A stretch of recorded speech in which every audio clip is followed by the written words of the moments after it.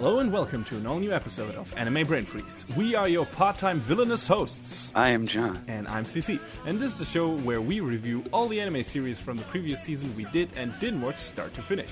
Today we have a truly heroic review for you, but first, let's head into our new segment and see what's cooking.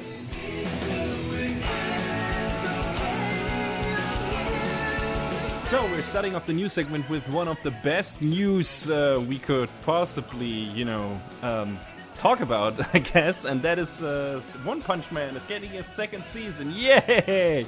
Hell yeah! I mean, that is not the biggest surprise, really, because, the manga is still running, and we were bound to get a second season eventually, what with the first season being such a ginormous hit.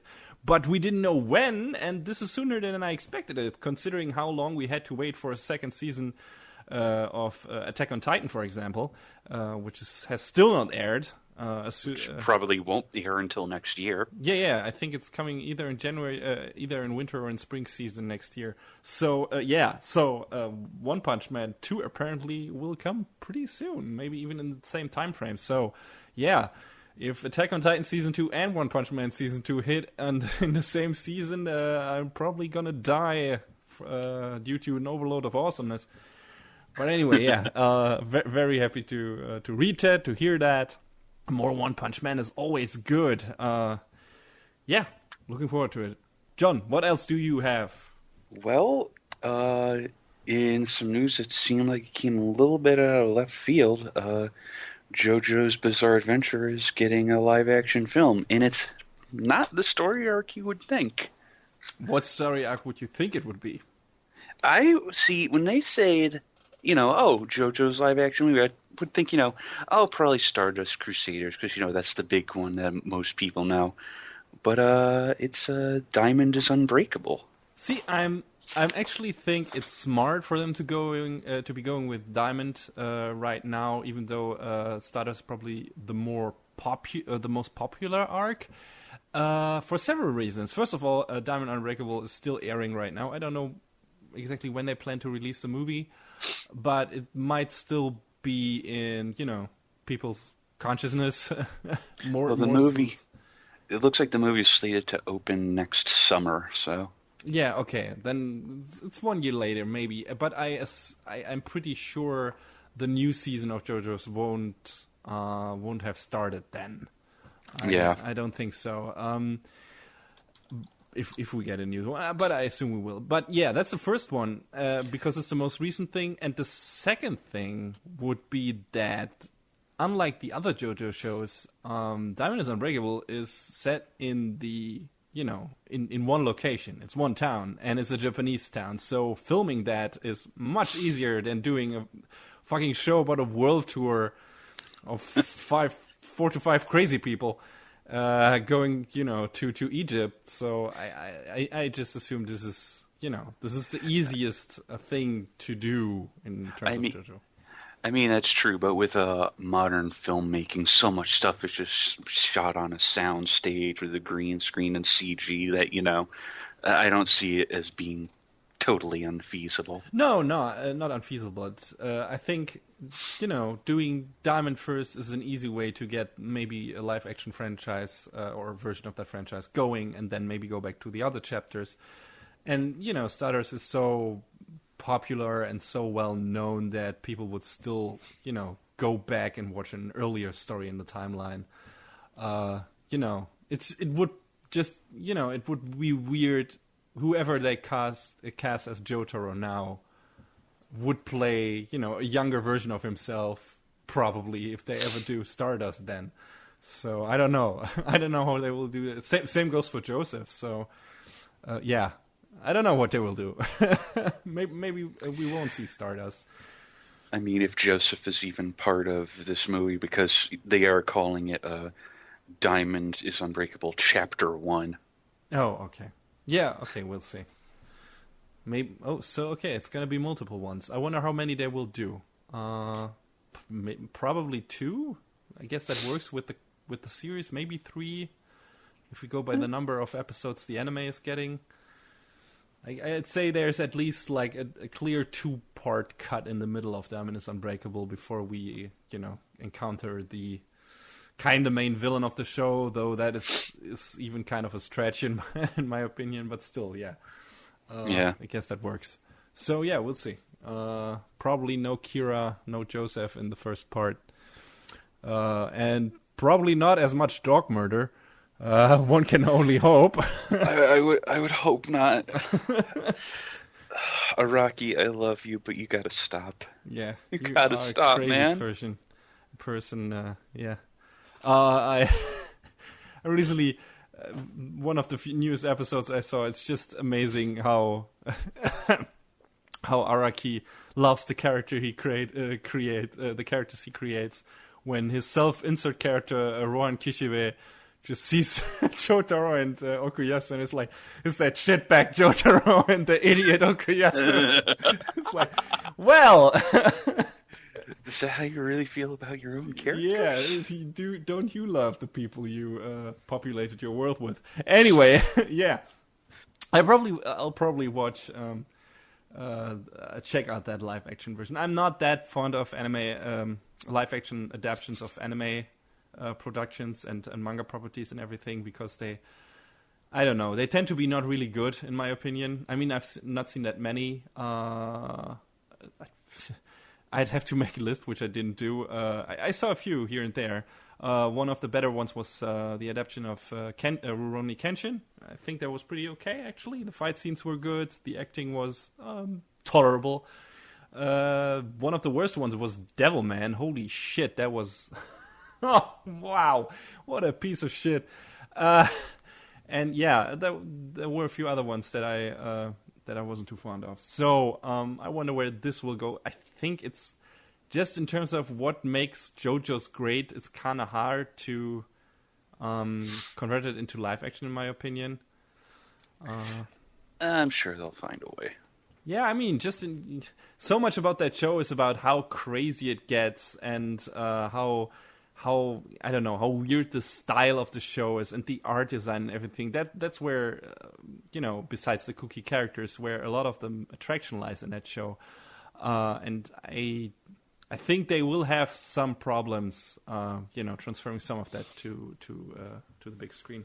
But we'll see. Mildly optimistic, but yeah, it's live action, people. We'll see what CC, are you saying that of all of the live action adaptations out there, you couldn't possibly be hype for Ghost in the Shell? That's not even a Japanese live action version of a manga property. That's US. And yes, no. That first teaser trailer looked atrocious, in my opinion. Just really cheap, really cheap for a Hollywood production, and generic. I don't know. We'll see what the critics think, but I don't have high hopes for the live action Ghost in the Shell movie. Yeah, it's probably gonna bomb. Either. So, yeah, but we'll see. I don't know, when is that coming out? It's coming out March 31st. So that's gonna take a while. Yeah, we'll see. JoJo, the live action JoJo movie might actually be the better one of those two, but we'll see. Anyway, yeah, other news. Crunchyroll just recently added a 13th episode, an unaired episode of Haven't You Heard? I'm Sakamoto, the show I reviewed in an earlier episode of ours. And I assumed that show was over. So I've seen that 13th episode now. And yeah, it's kind of... It's more like a bonus episode, like one of those bonus OVAs you get on Blu-rays, than an actual, like, oh, this is the real conclusion to the show. No, it doesn't feel like that at all. It's more of like, in the last episode of the show, Sakamoto basically leaves the school where he's at, and his plan is to go to America and become an astronaut.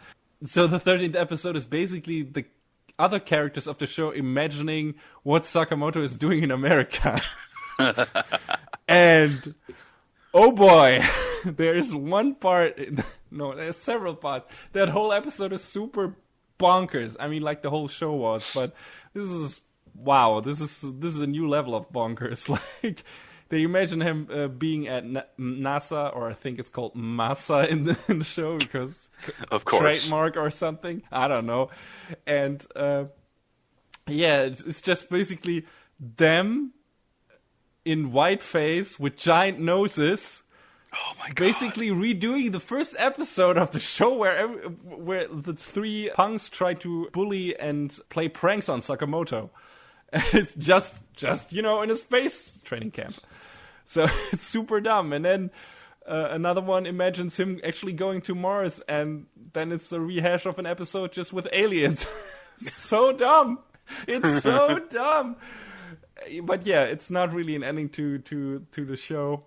More of a bonus episode, but it was enjoyable. So I guess if you didn't expect this to give you a proper continuation, you will enjoy it. I did. It's more dumb Sakamoto. So I can't. That was basically my short review of it. I guess because I had to add that because I thought the series was finished. Otherwise, I would have probably waited to review it. But yeah, so that's what you get out of that episode. What else do you have?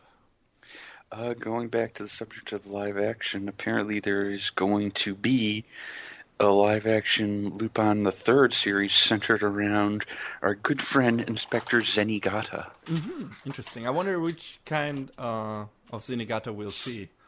More of like if he's the main character, it's probably not going to be the bumbling idiot version of Zenigata, unless they're trying a Pink Panther approach. I'm not sure. That's interesting. But did they say if Lupin will have a cameo in it? The article on Anime News Network doesn't explicitly say so, but I wouldn't doubt if we see our favorite thief somewhere in there. Yeah. So interesting. When is that coming out? It will debut in 2017, so next year. Mark your entire calendar. Really feels like Japan is ramping up their live-action adaptions of anime these days. We just talked about JoJo's, then now this, Lupin, and recently, which caught me off guard, which you brought to the table too, was the live-action adaptation of Bleach, which comes before a new season of the anime, which is weird to me. So, I don't know, I guess these movies make money. I don't have the numbers here or anything, but they wouldn't be doing them if, they don't work out. I think, didn't they do a live-action TV series of pet labor? Is that out? I don't know. But I think they were doing one. That sounds familiar. I know, I think there was like a reboot or like some sort of remake or something coming up, but... I definitely remember that being a thing. I just don't know if it has aired yet or if it's still, coming up. But yeah, if you like your Japanese live action stuff, I guess you're in for a treat in the coming years because apparently there's a lot of stuff coming. Yes, I mean, these seem to be on the rise as well as what seems to have been coming and going are like the stage plays of certain things. Not only of anime, but of certain games and whatnot have gotten like stage plays as well. So I guess those must be popular too. I've never seen one of those. Well, I think I saw a YouTube clip of something, but I don't remember which one that was. But yeah, you're right. Those seem. I think it was the Phoenix Wright one. Mm. Yeah. So they're doing that of games too. So sure. If it works, it works? Question mark? Yeah, exactly. I don't know. I can't speak for the quality of those because I've never seen one in full. And it's not exactly my field of interest, I guess. But yeah, maybe those are good. I don't know. If you've seen one of those and want to chime in on it, please write us an email or leave us a comment and tell us what your favorite stage play of an anime is. We would be interested in hearing about that. Yeah. But yeah. The other small thing I just want to mention here, again, This is turning into the live action brain freeze whatever thing, but yeah, apparently in the US at least they're reissuing the old ass Guyver movies. Really? Yes. So for people who don't know what Guyver is, I don't blame you because it's an old ass manga from the 80s that it's still running. What even? I came in contact with Guyver through the old 90s OVA, which is like this hyper-violent, very, very blood-drenched thing of a guy who basically dons an alien armor and fights like these giant-ass monsters who live undercover in human society. And yeah, bio-boosted armor Guyver. I liked it. I liked the design of the armor and everything. And yeah, there were live action movies of that. I never saw the first one in full, I think, because that starred Mark Hamill weirdly enough, though not as the main protagonist. I think he plays a cop or something. But yeah, Mark Hamill is in that. Yeah, that movie was very like super trashy. Not good fight scenes or anything. Like the monster suits are cool. Basically, it's like an adult in quote version, more gory version and violent version of a tokusatsu show like Kamen Rider or something in terms of feel and everything. I never saw the first one fully. It was called Mutronics when it came out in the West, I think, at first. The second one, Guyver 2 Dark Hero, I actually watched on TV by accident. I didn't know that, it was Guyver back then. Actually, that one was the first, not the OVA. So I saw that one, and then I saw the OVA. Right. So yeah, I didn't know what Guyver was back then. I saw the movie first, but yeah, I really enjoyed that. It was like, again, it's like violent adult in quotes again, tokusatsu stuff. But the second one has really cool fights, like really, really nice kung fu action. I don't know, cool weird monster costumes, and yeah, cool, like I said, cool fight scenes. I don't know, I enjoyed it. I liked the second Guyver movie quite a lot, actually. It's super trashy, but I don't know if you like trashy kung fu shit with monsters and everything, maybe check it out when those movies get re-released. I wouldn't recommend the first one. Because it doesn't even have value in the fighting scenes. But the second one is good. Is a decent action movie in my opinion. Story sucks, but the action is decent. Fight choreography is pretty damn cool, and like I said, the Guyver costume is pretty neat as well. So yeah, I enjoyed that. Just want to mention that quickly. This is a weird, I don't know, weird quirky thing that I enjoyed when it came out. And yeah, maybe you will too. Yeah, I mean, I only have a cursory knowledge of Guyver, so yeah. I wish that TV series they did ages ago, which of course was done by Gonzo, would have been better. I really looked forward to that when it was announced, but alas, it was not really a good adaptation. And maybe whenever that manga fucking finishes, we'll get a new adaptation, maybe a decent one this time around. And please, not in CG like Berserk. Don't fucking do it. Even if the concept lends itself to it, maybe don't do it. Please don't. I can't have this again. Don't turn one of a promising franchise into a shitty CG show. Are you telling me you don't like your shows fully CG? No. Fucking don't. Anyway, do you have something else? Yeah. So I was reading that popular voice actress Megumi Toyoguchi is apparently going on hiatus because she is pregnant. So we have some good news about voice actors taking a break for once. All right. We had like the two sick cases. After I believe it was, I know one of them was Keiji Fujiwara, and I think the other was Rina Hidaka. Maybe, yes. I don't remember. I'm not quite sure. But refresh my mind. What has this lady done? Well, Miss Toyoguchi has been in about 100 million things, but Mm. you might know her from Black Lagoon as Revi. Oh shit! Okay, Yep. fantastic. She was Winry in Full Metal Alchemist. Both of them? Yeah. Oh, okay. She's Clan Clang from Macross Frontier. Mm-hmm. And the role that is probably closest to my heart, Junko Enoshima from Danganronpa. Okay. Well, now that Everyone's- Danganronpa is wrapped up. Everyone's favorite redacted. Did she star in any first season of something that she might now skip out on? Are you familiar with the most current work she has done? So that she has to be recast for something that's coming up in the future. I mean, the most current stuff would probably be Danganronpa, but that's all. I firmly believe her role in that has concluded. I mean, she was Yukari in pretty much every incarnation of Persona 3, but I mean, I believe what was the final movie just came out, so that should be all wrapped up.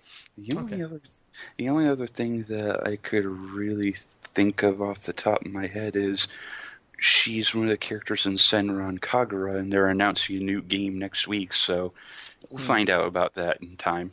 Okay, we'll see. But she will return eventually, I assume. Of course. So yeah, popular voice actresses. That happens often enough. I mean, I've seen news of taking breaks due to pregnancy, and I'm glad they actually are allowed and able to do that. You never know how certain companies handle this kind of thing. But if you're popular enough, apparently you still always get work afterwards. So. I'm sure there's something in their contracts with their agencies that allows them to do so. Yeah, I really hope so. To take sick leave or leave for childbirth and caring for your child. You never know with Japan. I mean, I remember those headlines of that one case where one person working at an anime studio basically worked himself to death because he was taking massive overtime, no sick leave and everything. So yeah, and I don't know if he killed himself or if he died of exhaustion or something. I think he killed himself because of it. Whatever. But yeah, you hear stuff like that and you're like, okay,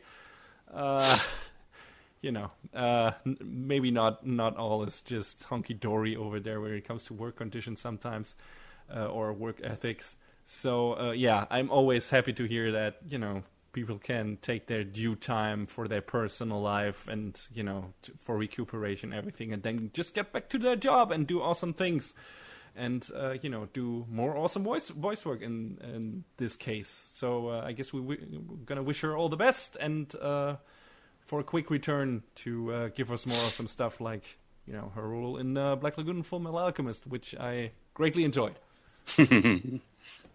All right. Got anything more? Last thing's a quick one. Not really a headline that I can pull from, but Regalia returned a few weeks back, yes. And the first actual new episode aired this past week.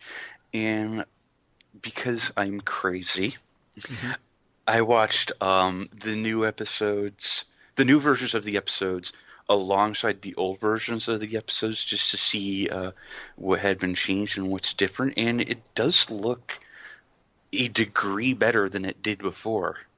Do we have any examples at hand? I am going to provide a gallery of screenshots showing, the changes. On our homepage? Yes, wherever okay. we want to make it available. Yes. Okay. So you will find a collection of comparison screenshots for the improvements that were made for Regalia on animebrainfreeze.com. If not, I'll just take some screen caps myself because that's no big deal. All right. Yeah. We will. I don't know. Should we? We'll see if we add that to the actual review of the show but that's probably going to be long, so we might just add it to this episode as a news, thing, or a special blog post on our site. We'll see, but you'll find it there. Just go to animebrainfreeze.com and we will have something for you in that regard if you're interested. I think it's always interesting to see. I like the comparison shots between TV versions and Blu-ray versions to see how many keyframes they fixed and everything or added. Like I said, go to our homepage and then John will provide. Mm-hmm. I will do my best. All right. And with that, I think we're out of the news and go right into our big and only review this episode.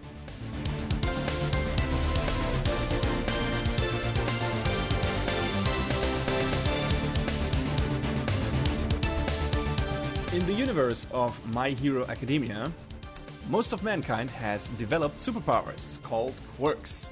80% of the population, to be exact. So obviously there are a bunch of superheroes and villains around, and the protagonist of the show, Izuku Midoriya, who sometimes goes by the name Deku, a derogative term used by one of the assholes on the show.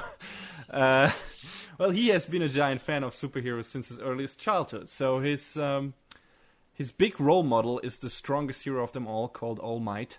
And Midoriya's biggest wish is to someday become a superhero like his idol. But destiny often plays a cruel hand, so he, of course, turns out to be part of the 20% of the population who don't have any quirks. So basically, his life gets turned upside down, and even though his life goals get shattered, he doesn't give up, though. Learns everything there is to know about the existing heroes, writes it all down in his, many notebooks that he has. He also studies hard at school, and at the beginning of the show, he plans to take the entry exam for the most prestigious superhero school in Japan, even though, he has no powers and everything. So, and as fate twists once again for Midoriya, this time in his favor, he actually, by chance, meets his big idol who offers to prepare him for the harsh tests that await the young budding hero at his new school. So yeah, that's the setup for My Hero Academia, or Boku no Hero Academia. And it's one of my favorite shows of the season we're talking about right now, I guess. Or maybe my most favorite show. I don't know. It's produced by Studio Bones, which, we've mentioned several times. I don't even know. At a certain point, we probably don't need to mention the studio, the studios anymore and what they did. Or at least not what they did. But on the other hand, every episode is someone's first episode, so I don't know. Considering how much we talk about Bones and our love for them. Yeah, but still, in case you don't know what Studio Bones did, they did, for example, Full Metal Alchemist, they did Wolf's Rain, they did Cowboy Bebop, even though it was still under the Sunrise moniker back then, but it basically was the same team that later became Studio Bones, so we'll count that. They did... John, name a few other ones. My brain is full with holes. They did... Not one that we were particularly fond of, but they did Bungo Stray Dogs. Name the good ones. All right. Ones that we enjoyed. Concrete Revolution. I did, yes. Captain Earth. Yes. Chaika, the Coffin Princess. Mostly, yes. Darker Than Black. Yes. So, bunch of shit. Studio Bones. Wasn't Blood Blockade Battlefront also by Bones? Yes, it was. How could I forget? I'm sorry. Yeah. I'm sorry. Speaking, I was really... After we finished recording last week, I was like, I should have, in regards to confusing things that are fun nonetheless, in terms of, because of Concrete Revolution, I should have mentioned Blood Blockade Battlefront, because to me that was also one of the most confusing shows I've seen in recent years, but I still enjoyed it, so... That's true, but I still feel like it was easier to follow. Really? You think so? Okay, so yeah, I would disagree on that. I had more problems following Blood Blockade Battlefront than I had problems following Concrete Revolution. That's weird, at least in some parts. because there was even more on the screen in that show. But anyway, this is not about Blood Blockade Battlefront. Maybe if that gets a second season, we'll talk about that. But Bones has done a lot of stuff, and not always. Like I said in Concrete Revolution, the animation was a mixed bag in there, but usually you can expect a pretty high quality level in terms of animation from Bones, and and My Hero Academia is no exception for that, because that show looks pretty damn great. A very colorful show, very nice effects everywhere, a very fluid animation, fantastic fight scenes for those that are in there, and great choreography, everything, camera work. Yeah, it's a really good looking show in my opinion. It really pops. It's really vivid. Yeah, I like the production on the show quite a lot. Definitely. It was... it seems like lately there's been shows where I've been, kind of like, whatever. I'm not super interested, but I'll tune in, maybe watch the first episode. But this was one of those shows, and it just kind of grabbed me right away, just because I really liked Deku. I really liked his character because he knows what he wants, and even though he doesn't have that natural God-given talent that most of the other population doesn't or does have, he wants to work for it. He wants to make it his own, and I think that makes him really likable and interesting. That he finds a way to make that happen. Yeah, and it's at first it's just writing down everything he can learn about superheroes, and that comes easy to him because he's just such a big fan of superheroes. So that's a natural thing. And not leaving it at that, but saying, "Hey, I got no quirks, but I still wanna, be a hero, maybe with no powers, or I wanna at least enroll in this at the school and meet all of the heroes and do everything I can to help them." So he's definitely a cool character, super sympathetic, super relatable, and you just want to see where he goes, where his way leads. So a great character, and we get to the other characters later on. The show is based on a manga by Kohei Horikoshi, and he has written and drawn two other series, Barrage and Omagaloki Zoo, which I have not read or heard about. So I'm wondering if they weren't as big a success, or if My Hero Academia is just more mainstream, so that they put that into anime first. Maybe those other series got converted to anime, and I don't know about it, but I don't think so, because I think My Hero Academia is the only thing mentioned in his credits where it says TV version by the side of it. So, I don't know. Maybe I'll check out his other series too, because I really liked his work in this one. And the manga is still running. There's more to come, which I'm really happy about. And I wonder about how the pacing is in the manga, but because it's a bit of a mixed bag in the anime, but we'll also get to that later. First, let's get the rest of the staff out of the way. That sounds harsh. Anyway, show is directed by Kenji Nagasaki, who has done Classroom Crisis. I think you watched that, John, didn't you? That's a great show. He also directed the first season of Gundam Build Fighters, which is also super hype. Yeah, I've heard you and another fan of ours constantly rave about Gundam Build Fighters. I don't know why I never got into that. I like Gundam, I guess because I'm not a big fan of Gunpla. So, or because not a big fan. It sounds like I am dissing it or something. It's just, I'm just not interested in it. But you say it's enjoyable. Build Fighters is one of those shows where that same mutual friend of ours was like, "Dude, we totally have to watch this." And I was like, it's just going to be, one big ad for the model kids. That's what I expected too. Which is at its core what it was. But goddamn if it wasn't great, because it had really cool fight scenes. It had throwbacks to so many other Gundam series.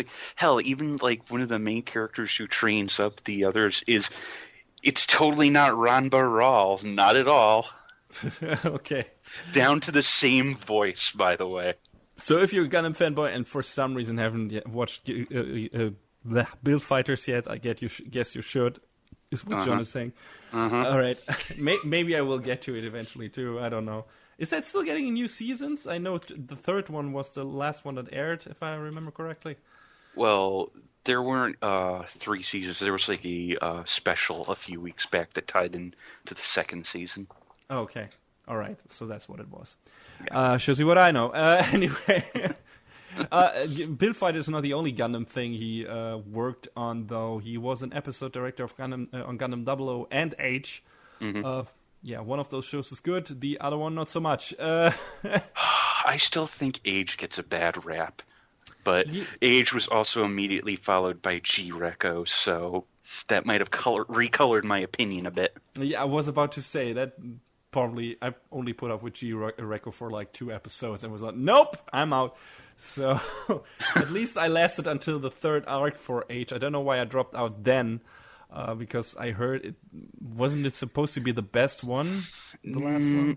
No, I feel like the second was the best because even though the third does have its moments, the end of the show is ultimately kind of not great. But like, how can I say this? It's like Mass Effect. You play through it, you have a great time, you get to the end, and it just kind of fizzles out. It's very blah, yeah.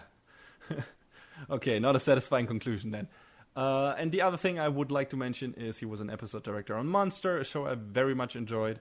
And speaking of live action adaptions, this should get a live action adaptation not in Japan but over here. I'm surprised it hasn't.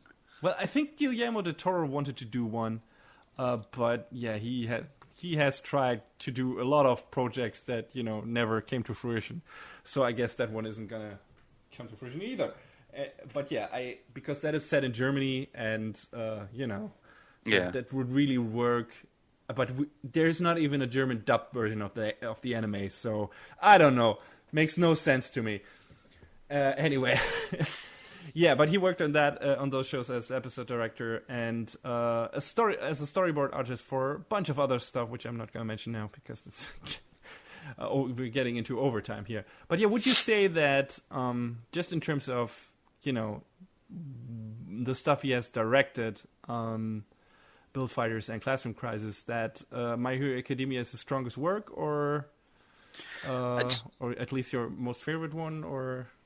I'd say it's up there. I mean, I really enjoyed My Hero Academia. I'm not going to knock it, but I think we'll get into it later in this discussion, and I don't know if it's the fault of the direction, but it felt like it was going at a very labored pace. Yeah, we get to that. For the action scenes in the show look great, in my opinion. So, and everything around it. So I guess he did a really good job with this. Speak for his other projects. This show does have some of that good old-fashioned Sakuga. So. Oh yeah, definitely.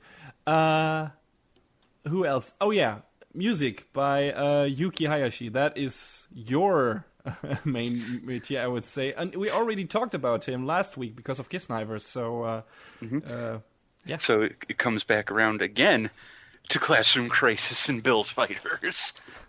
He did the music for that too? Yep. Also did, and as we said, Kisniver, and he did the music for apparently the first and third seasons of Haikyuu. Yes. Oh, I love the music in Haikyuu. That's one of my favorite anime soundtracks, and it's really. You actually can compare the soundtrack of Haikyuu and My Hero Academia very easily. I think they are very, very much comparable. They have like this very, a lot of very, uplifting, optimistic themes that get you pumped up, that have like this, heroic undertone to it. It's like, okay, guys, let's get it done. We can do it. We can do it. Raise your spirits. Raise your fists in the air. Yell like you don't care. Yeah. Just like that. And that doesn't only happen in Haikyuu, but also in My Hero Academia, which is why I also like this soundtrack quite a lot. I think it's fantastic. There are several moments. The most iconic one probably in episode 2, where the music just, kicks in just the right time with a fantastic heroic sounding theme, and increases the corresponding moment to the highest emotional highs and just makes you, like I said, raise your fist in the air with a fuck yeah, it's fantastic, and so on. So yeah, it gets you riled up and, highlights the heroic spirit of Midoriya and other people in the show very well. I liked it. Felt great. Every time the music kicked in, felt great. It was just the right way. Let's get to the show itself. Just on the basic level, I feel like the show has everything I want in a good shonen action show. We already talked about the action scenes. I think they're great, but there are not that many fight scenes in the first season, actually.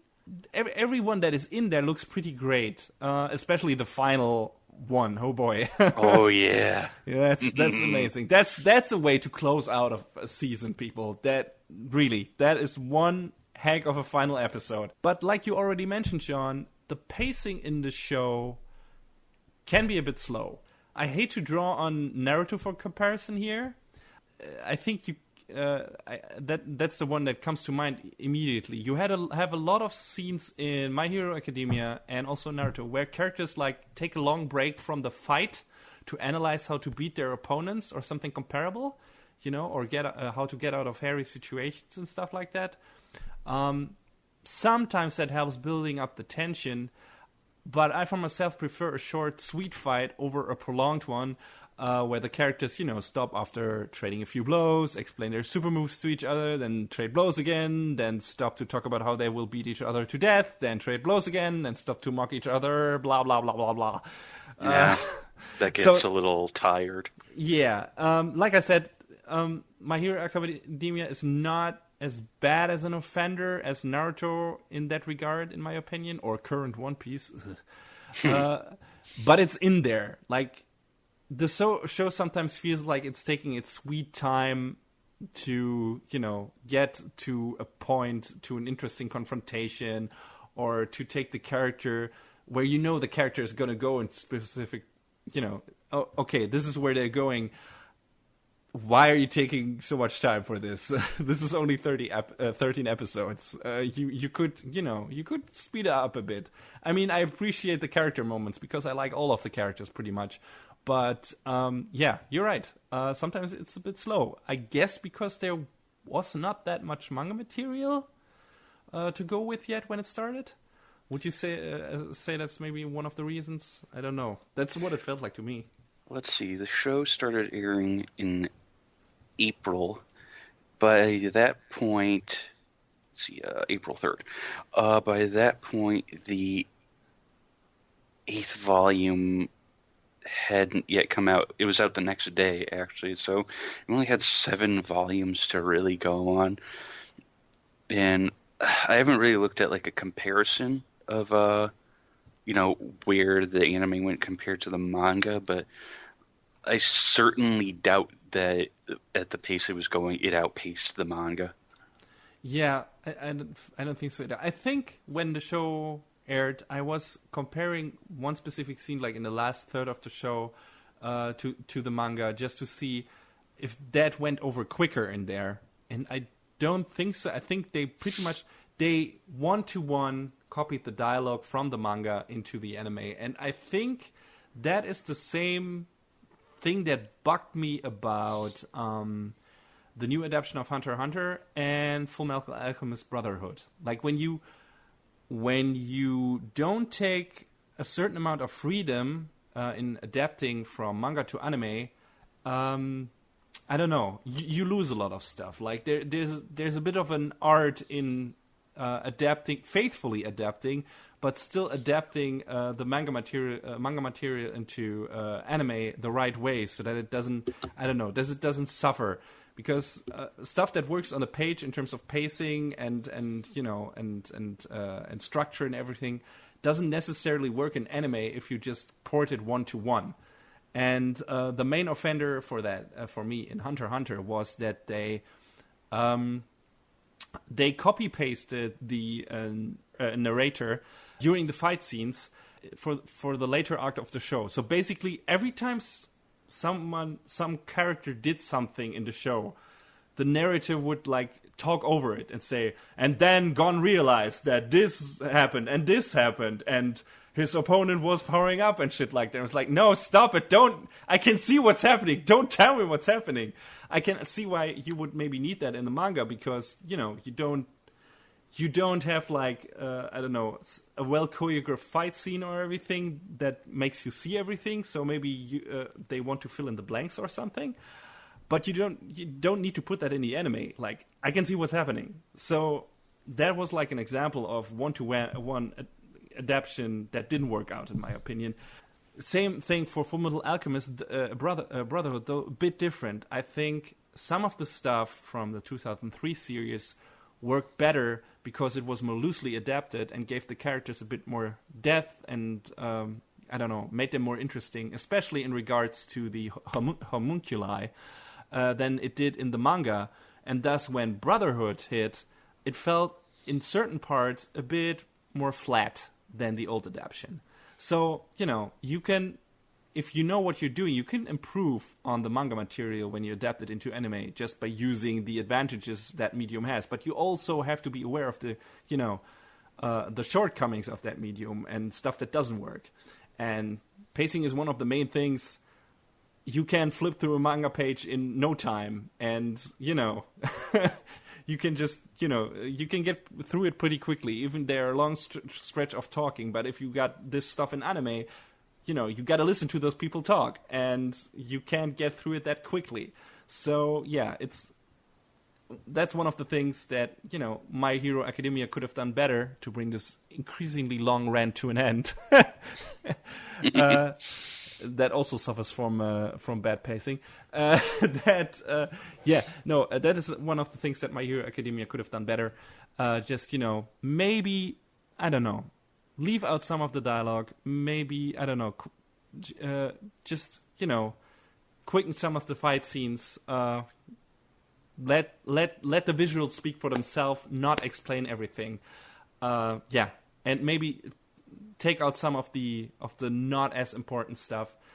It just, in certain part, it shows. Like you said, you noticed it. So I assume, what was the most, I don't know, what was the most egregious scene in that regard? Like, where did it jump out at you that this is moving too slow? This very moment should be faster, or this scene should be faster. Can you think of something? I mean, I guess couple instances where it seemed like that, where Deku's training, that like arc, as it were, it seemed like there were parts that they could have maybe, you know, snapped that along a bit. The training with All Might. Yeah. Yeah, right. I mean, they could have done just a simple montage of that. You know, you're right. Yeah, and then the last few episodes with the series of big fights, it seemed like it was just drawn out the way it was done. I don't know how exactly to describe that. Yeah, no, that last confrontation reminded me the most of, you know, the other big long running shonen shows we have right now that I mentioned earlier, Naruto and One Piece, as in that you have like these phases where the characters are cornered or something, and, you know, they have to develop a plan on how to escape from that situation. And then they talk and, what can we do? And, well, this guy has this power and you have this power and we can do this, and they talk about it, and then you get, you know, short resolution to that scene. There's a lot of build up, you know, that is almost taking so long that, you know, the tension disappears again. It's borderline. It's like very close to that. It doesn't go over the line in that regard. I mean, it doesn't get boring, but it stretches it out, in my opinion. So and, you know, you got like, okay, now we switch to these characters, and now we switch to these characters, instead of staying with these one set of characters, finishing up that particular fight scene, and then moving on to the next group. And the constant switching of characters, you know, slows down the pacing even more so, because you always, you know, have to adjust. Oh, okay, now we're in this group again, this group. And meanwhile, the other thing doesn't move along. Nothing happens there. So when we next come back to that, it's still at the same time, time frame. So yeah, that happens a lot in One Piece these days, where you got like a bunch of characters, like a giant cast of characters, and during the course of one episode, you switch like between, I don't know, 5 different parties or something, and it just doesn't move along because you're constantly switching between characters and nothing much happens. So, yeah, stuff like that. Like I said, My Hero Academia is not as bad as those other two in that regard, but I really hope for possible coming seasons they quicken up the pace. Maybe wait a bit longer until there's more manga material, or just in general maybe decide to quicken up the pace a bit.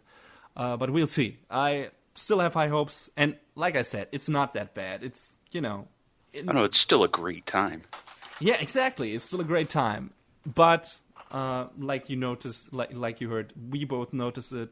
Other people, I have seen reviews that basically mentioned the same thing. That said, yeah, it's a cool show, but it's a bit slow. So, yeah. Maybe the reason why they haven't announced a date for the second season is because they are waiting on more material, kind of like what is going on with Attack on Titan. Yeah, but hey, they have announced that a second season is coming. At least that we know. That's true. No get hype, get hype. Yeah, I'm super hype. I mean, we don't know when it's coming yet, but still, of course, more Hero Academia, yes. But yeah, we haven't talked about any characters besides Deku yet, so let's do that, because this show has a lot of great characters with sometimes really weird and creative powers. It's really interesting because with all of the allusions to Western superheroes you can maybe find in there, the power set of the characters feels really Japanese. It's like, yeah, this is shit that only manga people can come up with. Like, this is, you wouldn't find that in a DC or Marvel comics. These powers are fucking out there, or these characters. I think the most mainstream one is All Might, which is like this rather classic super strong hero type. But then we have also, for example, Suyu, who is the most deadpan frog girl you will ever see on screen. Oh, I love her so much. She is fantastic. She's probably my favorite character in the show. Her just like stone face reaction to everything is amazing. Even the most outrageous statements. I love her. She's fantastic. Other great female character in the show is Ochako, who can basically reduce her own gravity and that of other things to 0, or gradually like remove it. That's a really interesting power. We have Tenya Lida, get it, who is a cyborg, I think? Is he one? I don't think so. I think he just has, superhuman speed is all, and just that suit, Yeah, he grows these cybernetic exhaust pores from his body that give him super speed. So I don't know if that is organic or if he like got enhancements. I think he's from a family of superheroes, right? So it's like basically I thought he was like part of this company and they maybe developed enhancing stuff for superheroes. But that wouldn't make sense because in this universe all superhero powers come natural. Otherwise that whole Quirks thing wouldn't make much sense. So I don't know. Maybe those things enhance his given super speed power or something. But yeah, it looks weird. I mean, I guess you could say the same as something like, I don't know, Wolverine. He grows knives out of his hands. So, I mean, Yeah, but that adamantium didn't grow with it. That was applied by a government experiment. So I guess, yeah, maybe Lida is the same. Maybe he has like super speed powers, but those get enhanced by cybernetic enhancement or something. Yeah. Yeah. Maybe that will be more thoroughly explained in due time. Yeah, but he's a fun character. He's like the super uptight, I don't know, super student guy who's like, we have to do everything in order. And of course that doesn't work. But yeah, he's fun. He could have easily turned out to be the asshole of the show, but he's very endearing and I like him quite a lot. Mostly because he's flustered very often and doesn't know what to do. He's like the super straight man, and it doesn't work out for him. Anyway, there's one of their teachers of the main characters, Shota Aizawa, whose superhero nickname is Eraserhead, who is pretty much, going back to Naruto, a carbon copy of Kakashi. He has like this very, I don't know, laid-back attitude, this oh shucks face, with these I don't know, a bit sleepy eyes. That's what it looks like. He very much reminded me of Kakashi. Like his whole attitude, his look, everything. All he needed was like I don't know, a mask in front of his mouth. He did have that scarf, didn't he? Yeah, and goggles. So and there you go. Also, his power also lies in his eyes, because he can erase people's powers with them, by looking at them. If I'm not mistaken, that was his power. So Kakashi is something similar too. So I wonder if that was the inspiration here. Wouldn't be surprised. And another one, important character is Midoriya's childhood frenemy, asshole. I don't know, Bakugo. Who has exploding powers. He basically can blow up everything he touches, I think. I think it's more that he can make explosions in his hands. Or something like that, yes. And he has this costume that is looks like he, got stuck in a grenade or something. And his hair is the explosion. It looks fun. It's a fun design. The show has a lot of fun designs, just in terms of costumes and the characters themselves. There's this one guy, I forgot his name, that has is half, when he's powered up, half of his body is turned into ice, and he also has heat powers. And you would think that the non-ice part of his body would dish out the heat. But actually, it's the other way around. Like, the ice part of his body gives off the heat, and the non-ice part of his body gives out the freezing powers. So, I don't know why, but that was super interesting. It was like a neat quirk. Yes. A little bit of a swerve. Yeah, it was fun. And yeah, there are a bunch of other cool designs and weird-ass powers in the show that I didn't see coming. It was like, oh yeah, I want to know more about these characters, because that's an interesting power. Except for that weird buffoon who has this belly laser. He's a weird one, but he's also a special case. Yeah, he's the running gag of the show. So anyway, because nobody takes him seriously or cares for anything he has to say, but they also don't make fun of him, so that's nice. But yeah, going back to Bakugo, he is a ginormous asshole. He's the one who gave Midoriya the nickname Deku, if I'm not mistaken. Mm-hmm. Basically has been bullying him for his entire childhood because he suffers from severe inferiority complexes and megalomania on the other side. And he I'm gonna be the best of all of them. I'm gonna be a superhero and better than you all. And because of one certain situation that I won't spoil, he focuses all of his anger about his own shortcomings on Midoriya, and like I said, bullies him anytime he can. And of course, he is obviously not happy with Midoriya attempting to enter Hero High School without having any power, because he thinks, Deku is beneath him, right? He is subpar, and he's an eyesore. And I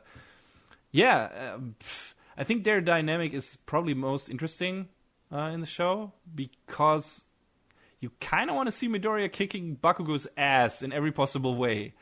But I'm not sure they're taking their relationship into that direction. What would you say? Yeah, I don't want to explicitly see. I want to see Bakugo come back around rather than get his ass beat by Midoriya. In the beginning, it's hard, because they're really going out of their way to painting him as the ultimate asshole in the beginning. I can understand where he's coming from, but that doesn't give him the right to be this giant piece of shit. In every regard, he deserves a fucking beating by the main character, beating some sense into him, because he doesn't get it. Yeah, and maybe that'll work if that he'll lose that one time and he'll suddenly realize, what am I doing? Why am I acting this way? Sort of thing. Well, but like you said, they're also like they're already like hinting at him coming around and, seeing that, things are not as they seem, and, people can become powerful that who you didn't expect to turn out that way and everything. So, you better deal with that, boyo. And I wonder if he will be. This could go either way. Like, he could become like a reluctant friend to Midoriya in the end, and it could become like I don't know, Naruto Sasuke dynamic or something, or or he could become a full on villain. That could also happen. Like if he like gets so antagonized by how Deku advances, and obviously Midoriya is gonna be like this main superhero star of the show eventually. Like he's gonna be the strongest one and everything. And I wonder if Bakugo can't deal with that, if he will become a full-fledged villain, or if there will be, if he will learn to deal with, his inferiority complex and everything, and his shitty attitude, and turn it around. That would be interesting to see. I'm looking forward to that. I hope the series, does something with that very quickly and doesn't linger too long on the on their current dynamic. I mean, I like it. It's interesting, but more because of its potential than where it is right now. So I hope they do something in the future. Maybe the mangaka already has. Like I'm not reading the manga, so maybe we'll see something in the next season in that regard. I hope so. Mm-hmm. So any character you want to highlight that I didn't mention? Well, you touched on so many, you didn't leave me with much. I'm sorry. I love almost every character in the show. I can't. Yeah, and I mean that's the problem. How do you pick a favorite out of all of your children? Well, if you had to, who would be your favorite in the show? I mean, I already said that Tsuyu is probably mine. Does it come for you as well, or? I mean, I like her a lot. And I like Ochako a lot. I mean, honestly, I think I probably would pick Midoriya as my favorite, just because, he has the can-do, want-to-do attitude that I just really like that a lot. Which is very much the spirit of the show. Like, yeah. It's all about that you can attitude. That underdog story. That yes. It's so common in manga and anime, but it's still so appealing. Yeah, and that's also the thing. Of course, yeah, right on the mark. It is a very common story, but the way how it's realized in this show is top notch. Slight pacing issues aside, we already talked about that at length. This show just uses like these standard formulas and story setups and makes the best of it that it can do, and gives you the most interesting cast of characters to work with, and great fight scenes, and just everything that you want to see. Like I said, in kind of shonen action show with a setup like that, and just I don't know, it's just really well realized. It's like, yeah, this is top notch. This is cutting edge in terms of making a good, enjoyable action anime, and pretty much every scene has the right theme, the right meaning. The highlights, the scenes that are important are highlighted through very well through the music, through the animation, and everything that has to look good looks good. Everything that needs to be well directed is well directed. It's a great package, just overall. And I guess that's why it resonated so well with both of us. Do you want to mention anything about the voice cast while we're at it, or while we're at the character section, or because after that I'm probably going to wrap it up. Other than the fact that, it's got a million big voices in it. It should be. I mean, given how popular the manga is, they probably anticipated that and was like, yeah. Yeah, and we've got probably some of the bigger name voices that we have in here, like Kenta Miyake is the voice of All Might, who we both know as Mohammed Abdul from JoJo's. Yes. Bakugo is voiced by Nobuhiko Okamoto, another one of our favorites, and he kind of rechannels Accelerator for this role quite a bit, I'd say. He feels even more angry than Accelerator, though. Yeah, but he gets like the screamy part of Accelerator out there. Yes. Hey, Accelerator, if I'm not mistaken, later turned around as well. So maybe that's a slight hint to what happens to Bakugo. I mean, he kind of does, sort of, not really 100%, but Doesn't he like take at least care of that weird lowly Miyaka clone or something? Yeah, I mean, he does look after Last Order, so. Yeah. So but I'm still pretty sure that, given the chance, he would still punch Toma out. Probably. He's an asshole with a heart of gold. We'll see if Bakugo has that heart of gold, I guess. Tsuyu, since we talked about her at length, was voiced by Aoi Yuki, who's also been in about 1 billion different things. Oh, yeah. We would probably be able to pick her out as Hibiki from Symphogear. Mm-hmm. Yes. And then we've got... But this is completely different from her role in Symphogear, though, because... It's much more subdued in tone. Yeah, Hibiki is a very energetic person, and, is singing a lot. I can't even imagine what Tsuyu would sound like if she was starting to sing. But yeah, Tsuyu has this, very, I don't know, kooky voice that is, really, I don't know, I wouldn't say cartoony, but it's it's very... It doesn't sound like a frog, obviously not, but she's trying to make it sound like not necessarily all human and make it a bit weird. Like, okay, this is weird, and then add to that the deadpan attitude of the character. It's a really neat and unique performance, in my opinion. Mm-hmm. I think the last role we'll talk about before I just kind of run through other big names on the list in a quick manner is Midoriya is voiced by Daiki Yamashita, who I'm not super familiar with him, but apparently one of his big claims to fame is that he's a Sakamichi Onoda from Yowamushi Pedal. Oh yeah, that's the main character. Yeah, it's another show that I have only a cursory familiarity. Well, John, since you don't have any other anime to watch, I highly recommend you catch up on Yowamushi Paddle. Now, who said that? Only me. But yeah, wait, who is he voicing on this show? He's Midoriya in Oh, right. Hero. Yeah, those voices are pretty comparable.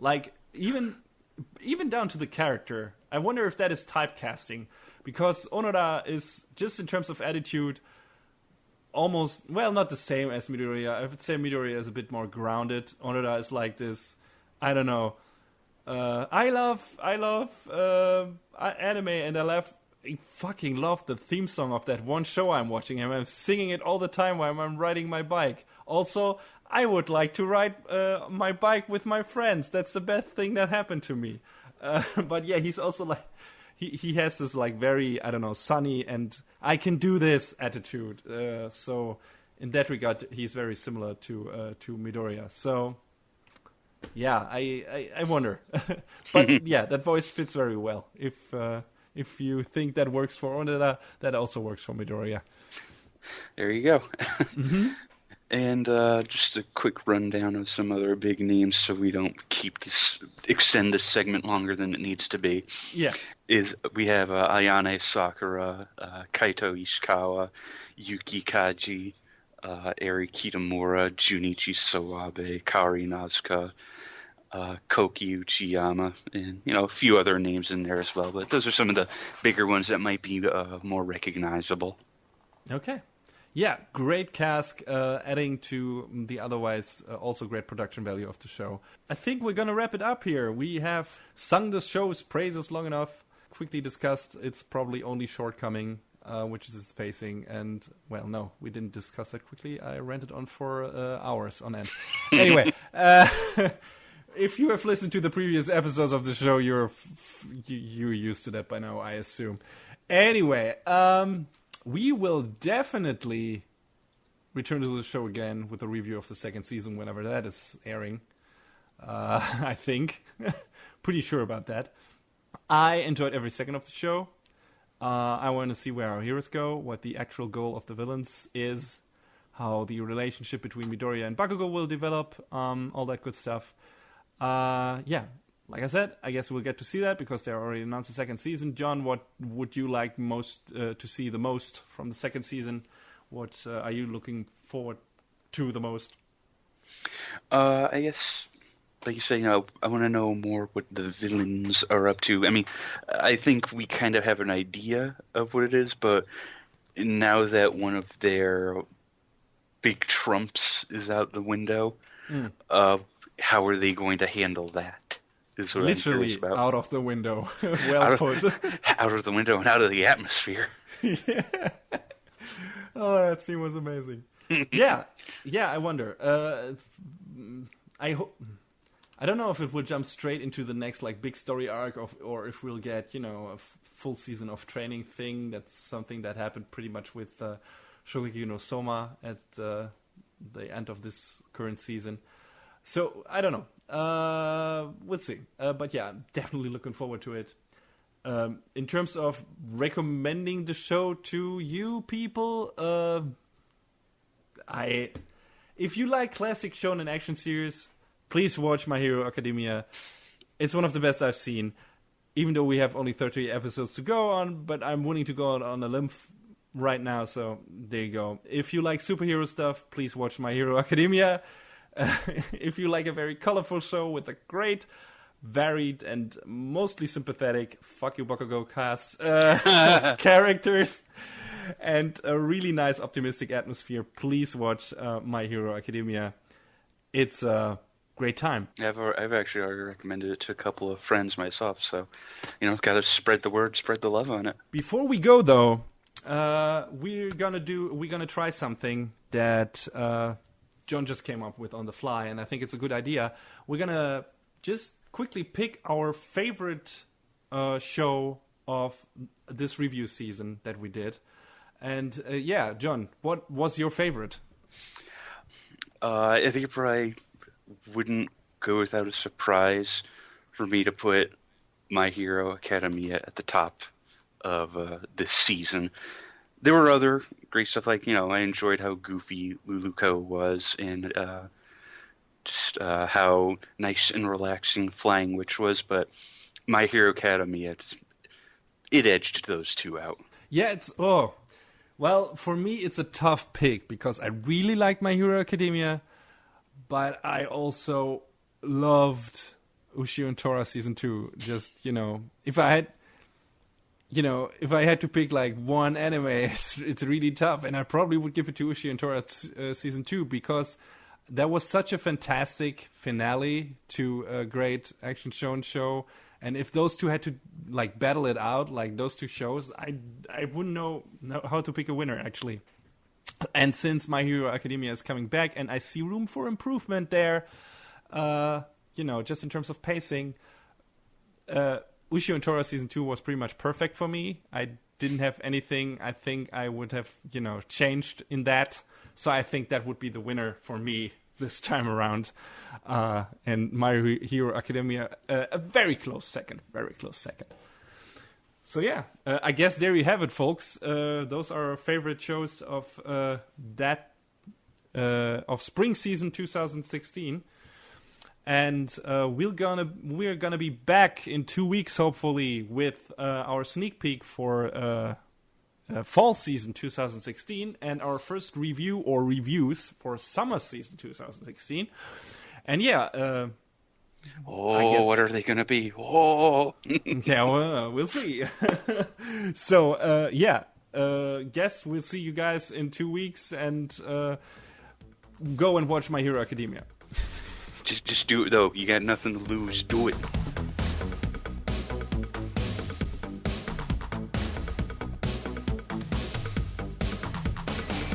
And that is a wrap on the 16th episode of Anime Brain Freeze. All the music in our show is from the Double Dragon Neon soundtrack by the amazing Jake Kaufman. Please go to vrt.bandcamp.com and check out his awesome work.